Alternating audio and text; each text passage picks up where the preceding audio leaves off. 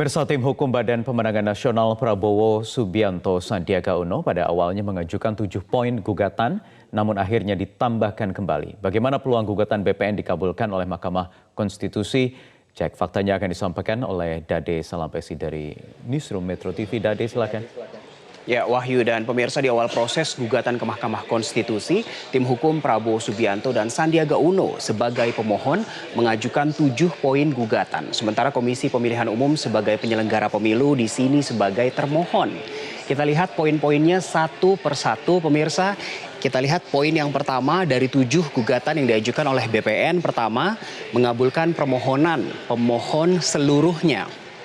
Poin yang kedua, menyatakan batal dan tidak sah keputusan KPU yang menetapkan pemilihan presiden untuk tingkat nasional, DPRD, dan juga DPD. Artinya di sini BPN hanya mengakui legitimasi pemilu di daerah, tapi tidak di tingkat nasional.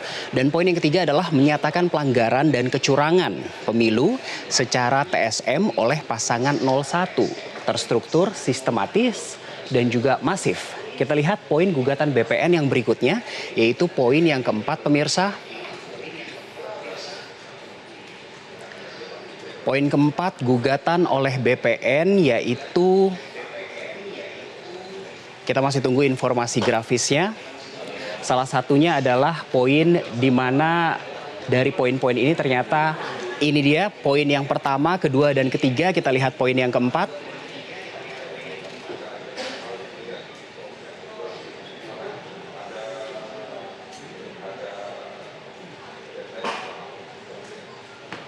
Ya, intinya dari 7 poin yang diajukan oleh BPN, antara poin yang kelima dan keenam yaitu mengabulkan permohonan BPN untuk ditetapkan Prabowo Subianto sebagai presiden terpilih periode 2019 dan 2024, kontradiktif dengan poin gugatan yang terakhir, yaitu mereka menuntut agar pemilu menyelenggarakan pemilihan suara ulang di seluruh wilayah Indonesia. Di satu sisi, pemirsa, BPN meminta pemungutan suara ulang, dan di sisi lain mereka juga meminta agar termohon dengan serta-merta dengan seketika dalam diksinya mengeluarkan surat keputusan penetapan Prabowo Sandi sebagai presiden dan wakil presiden terpilih. Ada di poin kelima dan poin keenam yang tidak bisa saya tunjukkan, dan ternyata beberapa minggu kemudian mereka mengajukan perbaikan gugatan, dan akhirnya tim hukum BPN melakukan perbaikan dalam poin-poin gugatan mereka, walau ternyata ini dia poinnya ada juga penambahan poinnya.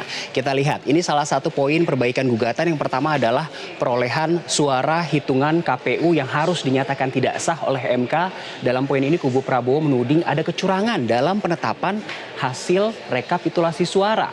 Karena berdasarkan hitungan KPU, Jokowi Amin menang 55,50%, sedangkan menurut kubu Prabowo merekalah pemenangnya dengan mengantongi 52% suara. Kita lihat poin kedua perbaikan gugatan, Cawapres Ma'ruf Amin tidak mengundurkan diri dari BUMN. Poin kedua ialah poin gugatan tambahan yang sebelumnya tidak ada. Lalu poin ketiga, sumbangan dana kampanye kubu Jokowi yang dinilai oleh kubu Prabowo fiktif, dan juga adanya dugaan penggelembungan suara di sini. Dalam hal ini kubu Prabowo menyoalkan teknis penyelenggaraan pemilu. Kubu Prabowo menduga ada penggandaan suara hingga 17,5 juta pemilih dan daftar pemilih khusus atau DPK hingga 5,7 juta pemilih. Dan lagi-lagi menurut kubu Prabowo ini, pemirsa, berkorelasi dengan penggelembungan suara untuk Jokowi Ma'ruf Amin. Kita lanjutkan ke tambahan perbaikan gugatan yang kelima, yaitu dugaan adanya kecurangan situng suara dan juga dugaan adanya cacat dari formulir C7. Tim hukum Prabowo Sandi yang diketuai Bambang Wijoyanto mengklaim menemukan kekacauan situng di 3.000 lebih TPS di Jawa Timur, dan masih ada lagi, pemirsa, karena poin yang keenam ini penyalahgunaan birokrasi dan juga BUMN yang disebut tim hukum 02 sengaja dihilangkan dengan cara tidak ditandatangani. Temuan ini menurut mereka terjadi di Sidoarjo, Jawa Timur. Ini terkait dengan dugaan cacat C7 tadi. Dan yang terakhir yang juga merupakan poin gugatan tambahan bukan perbaikan ialah ini tadi, penyalahgunaan birokrasi dan hukum yang disebut mereka sebagai keuntungan dari Jokowi sebagai petahana. Kubu Prabowo menuduh Jokowi menggunakan alat negara untuk memenangkan mereka. Tapi ternyata, pemirsa, bukti-bukti yang dibawa, kita lihat informasi berikutnya, dibawa oleh tim hukum BPN ke MK hingga kini tidak lengkap. Ketika memasuki agenda pengesahan alat bukti, Ketua MK Anwar Usman mengungkap dan mengklarifikasi sekitar 38 bukti fisik dari pemohon, yaitu kubu Prabowo, belum diterima MK. Kita lihat, kalau kata Ketua MK Anwar Usman, 38 bukti fisik dari pemohon atau BPN belum diterima MK. Sementara Ketua Tim Hukum BPN yaitu Bambang Wijoyanto mengatakan ada beberapa bukti yang kemarin malam sudah masuk. Tapi teman-teman di MK sebagian besar sudah capek. Jadi 12 truk yang seharusnya dimasukkan itu tidak bisa masuk untuk menghadapi sidang hari ini. Maksudnya sidang pada pekan lalu. Kalau kata Ketua Tim Hukum BPN Bambang Wijoyanto seperti tadi, katanya barang-barang bukti yang disiapkan mencapai 12 truk pemirsa. Saya tidak tahu apakah betul sebanyak itu atau Pak BW hanya sekedar menggunakan majas hiperbola alias menggunakan kata-kata dengan dilebih-lebihkan. Yang pasti sampai saat ini tidak ada barang bukti yang mencapai 12 truk ini dibawa ke gedung MK. Sekarang kita lihat apa kata para ahli soal gugatan-gugatan tim hukum Prabowo ini pemirsa. Kalau kata peneliti politik senior LIPI Syamsuddin Haris, gugatan Prabowo Sandi masih kurang fokus. Kita lihat kata Syamsuddin Haris, mohon maaf jika saya boleh menilai materi gugatan tim hukum Prabowo Sandi lebih sebagai pledoi subjektif, aktivis kepada pemerintah yang berbasis opini, ketimbang suatu dakwaan jernih dan objektif berbasis data dan fakta hukum tentang pemilu. Ini kata peneliti LIPI. Yang lain ada juga Direktur Eksekutif Konstitusi dan Demokrasi atau Kode Ferry Junaidi. Kalau versi Ferry, bukti-bukti yang dihadirkan ternyata tidak bisa tuh memenuhi unsur TSM, terstruktur, sistematis, dan masif seperti yang dituduhkan oleh kubu Prabowo. Kita baca, ini kata Ferry.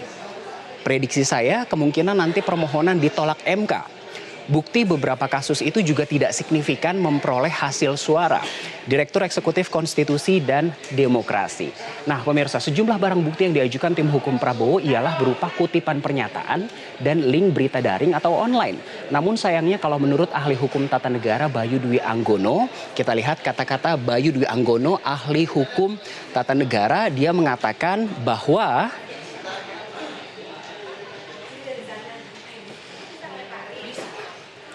semua pendapat ahli di media itu tidak bisa dikategorikan sebagai alat bukti keterangan ahli. Ini kata ahli hukum tata negara pemirsa.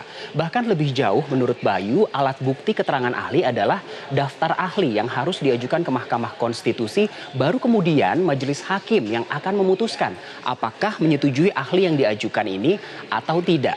Masih ada satu lagi pemirsa, ternyata barang-barang bukti yang diajukan lebih banyak berupa opini saja. Kata siapa? Kata pakar hukum tata negara Biwitri Susanti.